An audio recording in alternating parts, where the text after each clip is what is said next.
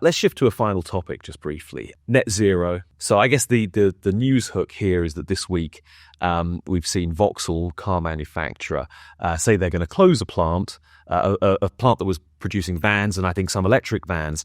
Only 9 months ago, they said they were planning to expand it. They're now saying we're going to close this plant down and we're going to do it because of the zero emission vehicle mandate that the government has imposed. Now, the Conservative government had delayed the zero emission vehicle mandate to 2035. Labour have put that back to 2030. But basically, this is an idea that year on year, you have to sell more electric vehicles or fewer internal combustion engine vehicles. And if you don't meet certain targets, you'll be fined by the government.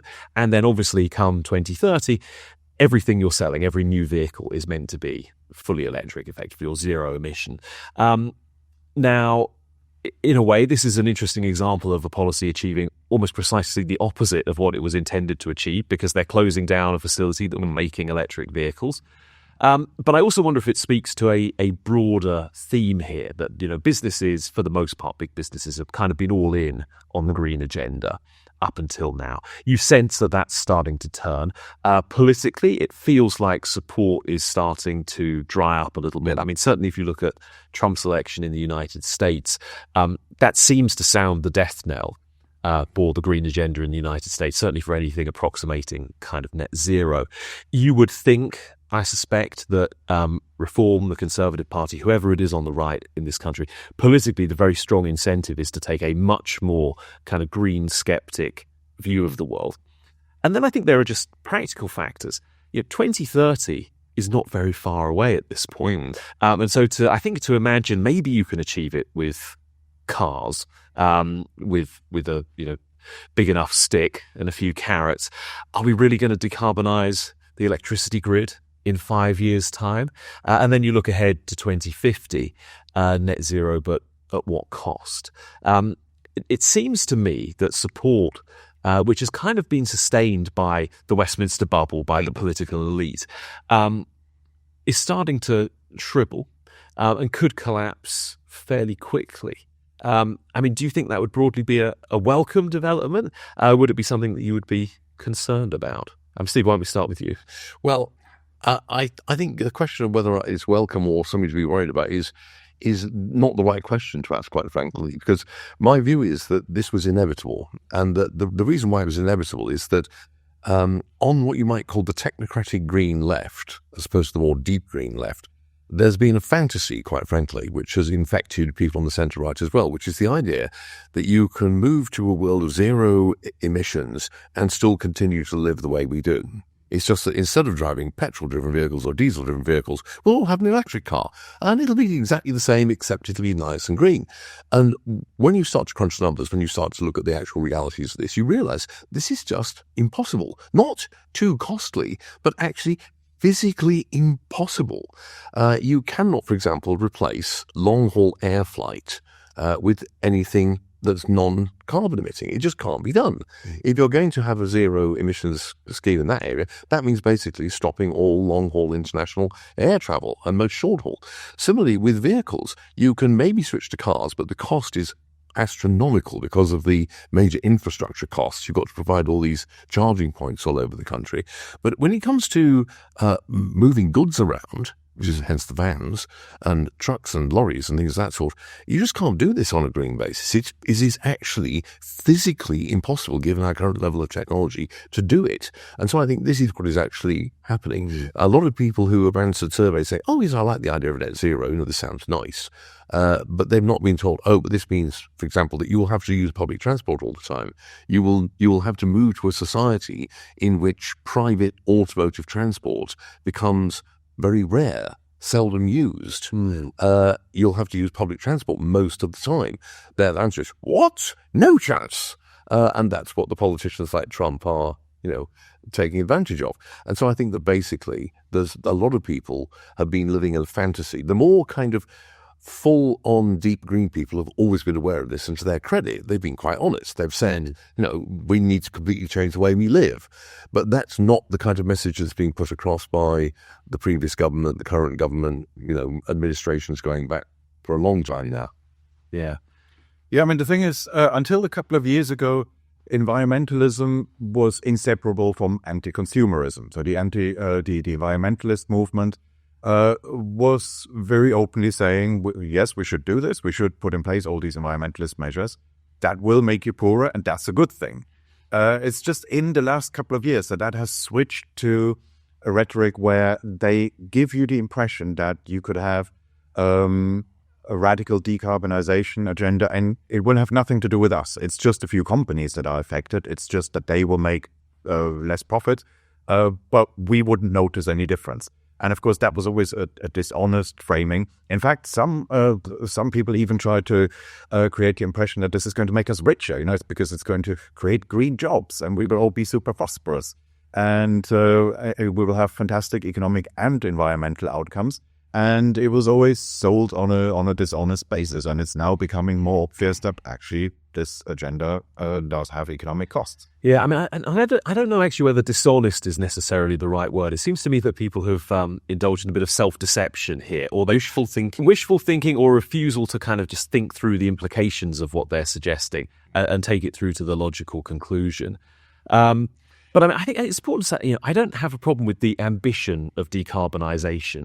That may very well be a good ambition to have. What I find curious is that if you ask, pretty much any economist, I think, what would be the most efficient way to decarbonise? They'd say, well, use a carbon tax. Manipulate the price system, but be technology neutral. Don't have these sort of 5-year plans or these 5-year carbon budgets. Don't set these sort of mandatory checkpoints along the way where suddenly all vehicles will be electric. And, what happens if you say we're going to have all electric vehicles from this date? Well, no one bothers innovating other than for those electric vehicles. You're really, you're steering the market in such an overbearing sort of way. And there's been a lot of thinking about how could you make a carbon tax work? What would be the best way to do it? The idea of the sort of carbon dividend system where you have a sort of completely comprehensive carbon tax, and then you pay the revenue back to people on a kind of flat rate basis. This seems fairly compelling. No government anywhere in the world has, as far as I'm aware, got close to this kind of economist's dream of a decarbonisation policy. The question is why? And it seems to me actually that maybe people don't really, they probably do believe in the long-term goal, but what they're actually thinking about is, I want to be the guy who opens a wind farm here or a solar plant there, or is responsible for this bells and whistles electric vehicle policy that leads to lots of battery production in a left behind part of the country or something. Is that what's going on, or why, if you assume that the goal is the correct one, why is everyone going about it in such a cack-handed fashion? Well, first of all, we do have the cap and trade system that we have. I'd say that is a reasonably good approximation of a carbon tax. Yeah. So the permit price, the price that you pay for an emission permit, that acts very much like a carbon tax. That's fundamentally the same thing. And in that way, the government does control the overall carbon output. The thing is just they can't stop that. They should just say we have this mechanism in place now. And that's it. We will now lean back. We will gradually reduce the number of carbon permits that we issue. And that's it. We do pretty much nothing else. Okay, not literally nothing else, because there are also things like, well, if we look at the housing stock and the energy efficiency of that, it is generally the case that new build homes are much more energy efficient than the old ones. So you also want to replace the housing stock and make it more efficient in that way. And all the talk about walkable neighborhoods isn't worth much if you don't have the permission to build things within walkable distance. So yes, it has to affect some other policy areas as well. But I'd say that should mostly take the form of permitting things rather than prohibiting things. Otherwise, where you take a restrictive approach, it should really just be limited to the carbon trade system that we already have. Leave it there and let it do its work. It is already doing its work. It's been it's the reason why emissions are falling and have been falling for a while. We've had the EU cap and trade system. We've just replaced it after Brexit with a domestic equivalent, which does fundamentally the same thing. Just let it do its work. Yeah, I agree. And maybe expand it to encompass more of the economy, but nevertheless, Yes, indeed. I mean, you could tweak it slightly. I think the initial problems with the cap and trade system, the EU-wide one, it was that they got the initial price wrong. That's always the problem with that system. But if you make it flexible enough, it will adjust and reset to reflect that. So, yes, I mean, in a way, you are going to ask at the start, should we be concerned about this? In a way, you should, because if you accept, as I do, that there is a real problem of climate change and it's likely to impose very severe costs on global society, then you want to deal with it in the most effective way possible. And if what happens is that governments go down this route of net zero, which is not going to address the problems, is not going to work, it will actually discredit doing anything about that problem. And it will lend support to the kind of climate denialism, the people who say, well, if climate change is real, it means I have to do things I don't want to do, therefore it doesn't exist, which is, obviously not a logically correct argument, but alarmingly widespread.